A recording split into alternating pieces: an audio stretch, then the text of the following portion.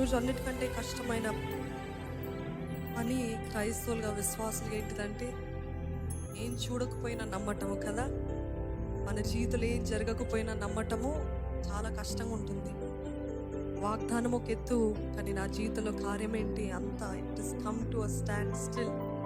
ఒక స్టాల్ అయిపోయింది, ఏం కదలిక లేదు నా జీవితంలో. There is no movement in my life. ఇట్లాంటి పరిస్థితులు ఎలాగ నమ్మమంటారు? నా జీవితం, నా వయసు అంతా గడిచిపోతుంది, but I don't see any change, I don't see any movement, I don't see any blessing, I don't see any enlargement in my life.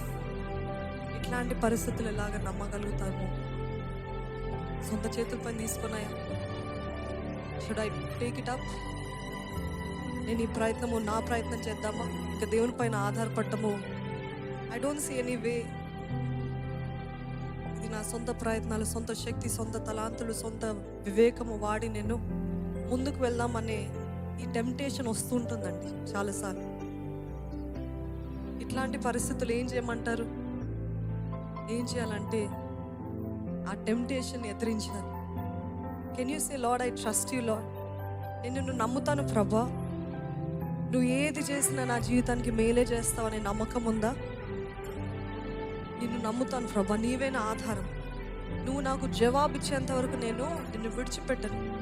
నా సొంత ప్రయత్నాలు కాదు, నా సొంత శక్తి కాదు, నా సొంత తెలివితేటలు కాదు Prabha, but even though I do not see anything, I will keep on hoping.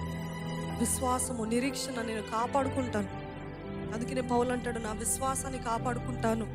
విశ్వాసాన్ని కాపాడుకోవడం చాలా కష్టమైన పని అండి కదా.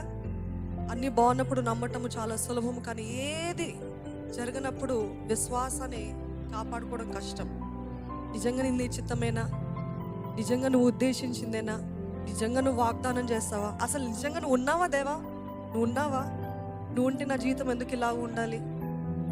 అందుకనే పౌలు భక్తుడు మనకి ఎంతో చక్కటి మాదిరి. ఏంటంటే అన్ని పోరాటాల మధ్యలో, దెబ్బలు, గాయాలు, కొరడాలు, బందీగా ఉంటాము, వీటన్నిటిలో ఆయన విశ్వాసాన్ని పోగొట్టుకోలేదండి. నమ్మిన వారు ఉంటే బిగ్గరగా హల్లెలూయా చెప్తారా?